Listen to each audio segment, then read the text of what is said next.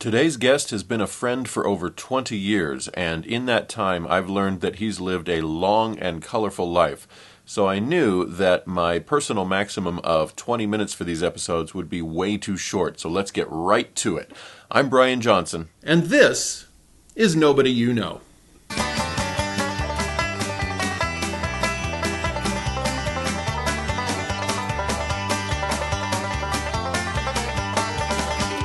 All right, you get the good one.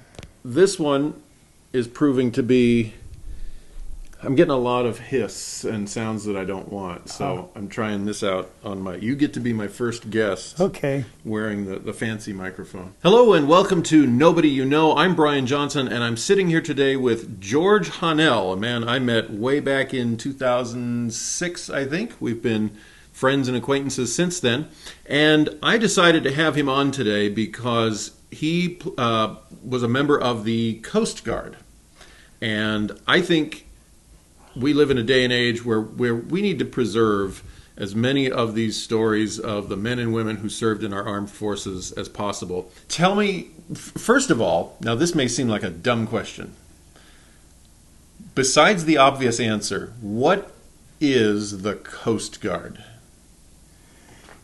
Originally or today? We can go with originally, sure. Huh? We can start with originally. Well, going way back into even the Civil War, they had people watching the lighthouses for navigation, and they were watching the coast for wrecks and rescued lots of people over the years there, just watching the coast. Okay, so which, yeah, and then that's why I said the obvious is probably in its name. It's the Coast Guard. That was it. What did it grow into over time? Well, it still is referred to as the Coast Guard, except we're throughout the world now. So you're guarding a lot of coasts. A lot of coasts, Okay. A lot of installations we run now. Mm-hmm. The biggest one is LORAN, Long Range Aid to Navigation. And any ship, plane, satellite, whatever it is, once it gets on course, we can take it anywhere in the world within 1 mile flawlessly.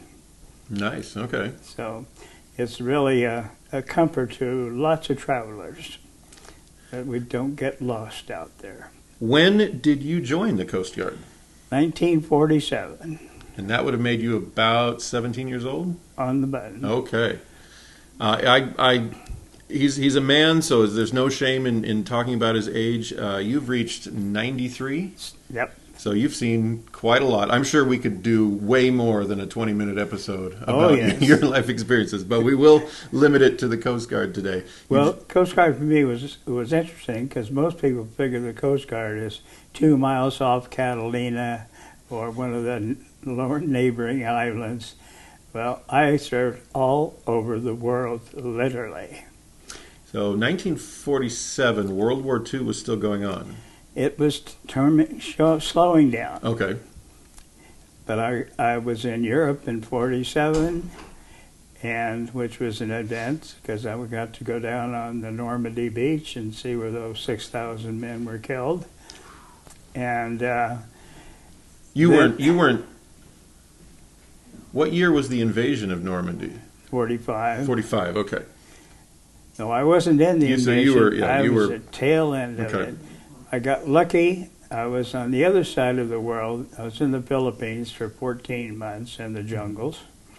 And when I left there after 14 months, I had already visited Iwo Jima, Saipan, Okinawa, all those interesting places. Plus, the place that I was at for 14 months was 2 miles long and a half mile wide. And there was 9 of us stayed there for the 14 months. I'm kind of jumping around with my questions. So you joined the Coast Guard. What kind of try to put it in order? What happened? And where'd you go? What'd you do? Well, getting in this service was a problem because I was underage. Ah, okay. I had a little help from the Los Angeles Police Department because in those days my father was hurt in the war and he was in the hospital on his back for over 2 years. And that was the day before they had workman's comp and all the other goodies. Mm-hmm. So at 12 to 13, I was sole support of the family. Oh, wow. And which was good and bad. I had my own car, my own driver's license at 13. I was a legal driver. I could drive anywhere to from work, anywhere from school. Mm-hmm. And I worked as a concessionaire selling hot dogs, Coca-Cola, ice cream, whatever, at every sporting event in Los Angeles. Mm. So that was every night and every weekend job. And on the side, I did a little black marketeering. Wait, this is confession day. Well, this is where the police came at. Okay.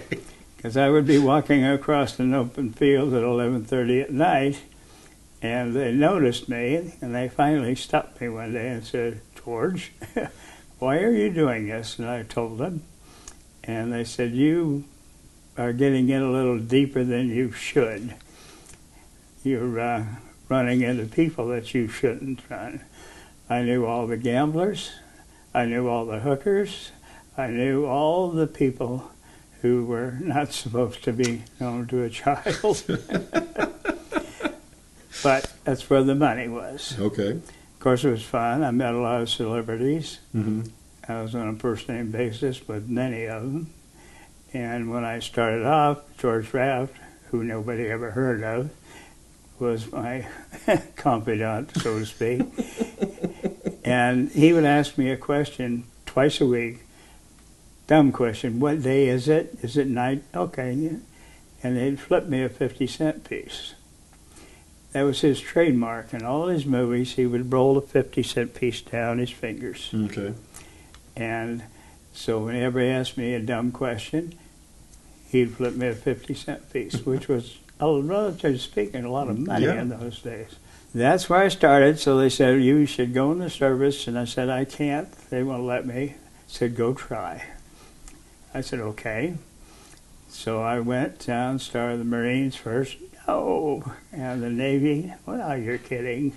And the Army, no. And the only thing left was the Coast Guard. And so I took my papers down to the Coast Guard, got my mother to sign them for me, which cheated a little on my age.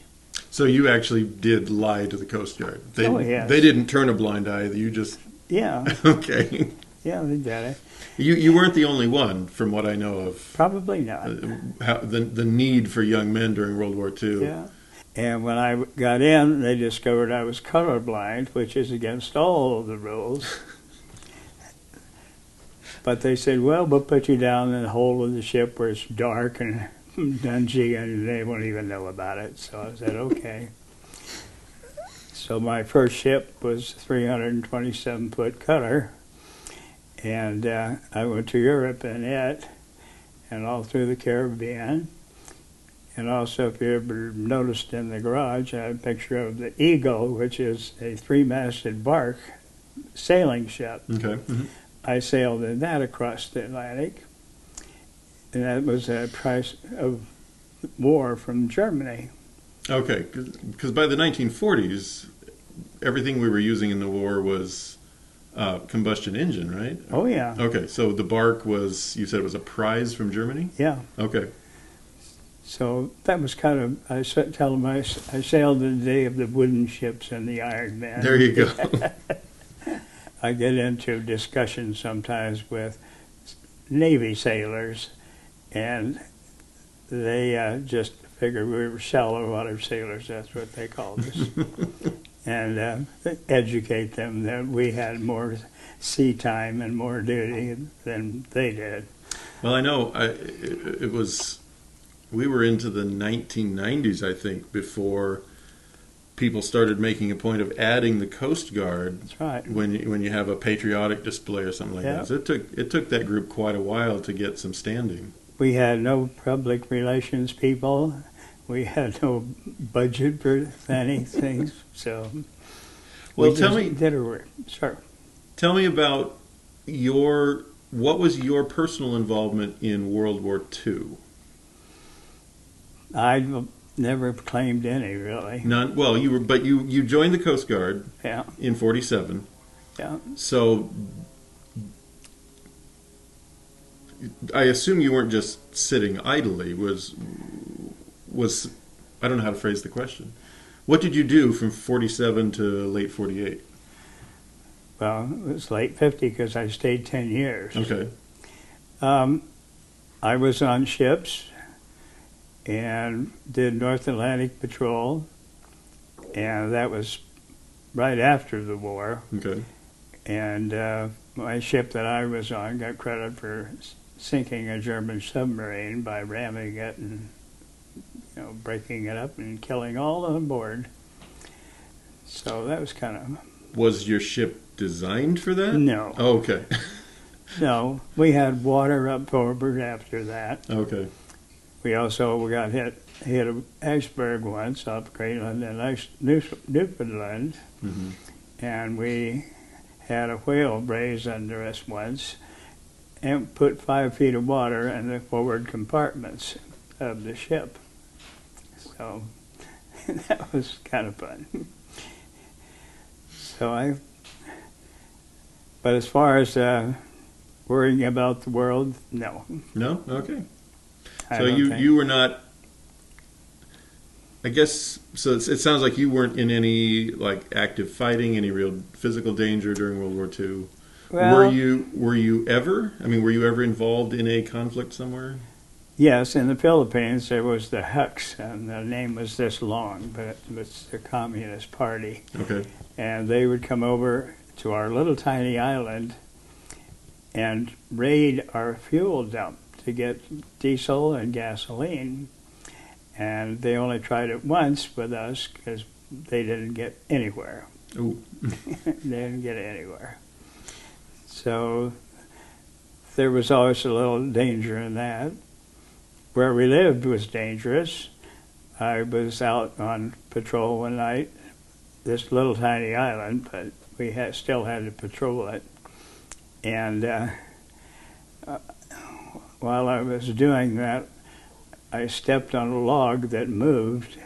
It was an alligator, about a 13-footer there. So I got scared, I backed off. I was carrying a rising submachine gun.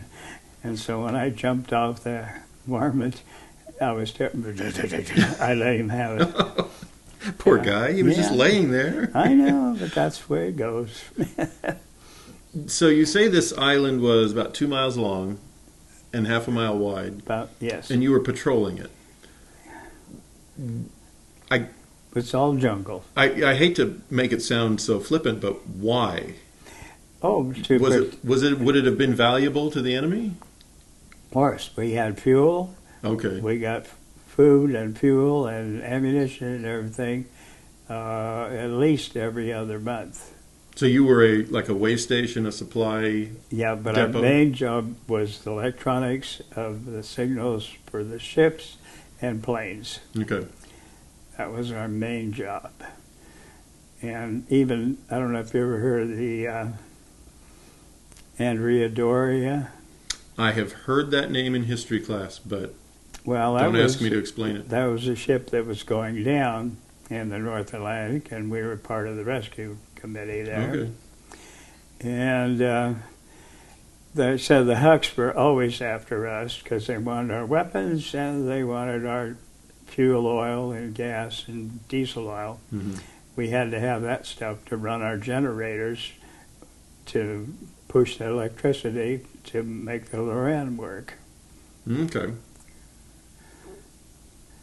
So but I was never really involved in that much combat. I was a medic, mm-hmm. so I took care of the people. My tenure on that, I put in lots of stitches, and I delivered 3 babies. Oh, very nice. And I had nobody die on my watch, but one fella, when his time was up and he was coming back home to the States, he got dengue fever, and he died, mm-hmm. but not on mine, because I broke his eyes, got him help, and plane came and got him, picked him up, took him to Manila, to the hospital, and he was fine for a bit, and then he died. But I was always looking for the comfortable part of being in the military. Well, I learned that real quick on my first North Atlantic patrol. It is so cold. You're on one side of the ship and it goes this way. You slide across the bridge and then you slide over. And other times you're out there with an axe or a shotgun blowing the snow, ice off of the ship. Oh. Because you get too much, you're in big trouble. Yeah. So when I first went aboard that ship, we headed for Argentina and Newfoundland and Greenland, and I was walking around the ship because I was just as low as you can get as far as rank was concerned. So I had to get up all hours of the night and stand watch out there in the weather and all that. And I said, no, that's not good for me. I said, who's comfortable on this ship? The radar man, mm-hmm. the hospital corpsman. The corpsman's got it made. He has his own room, his own bed, and biggest thing in the world, his own toilet, his own bathroom. There's luxury. That's luxury personified. Yeah.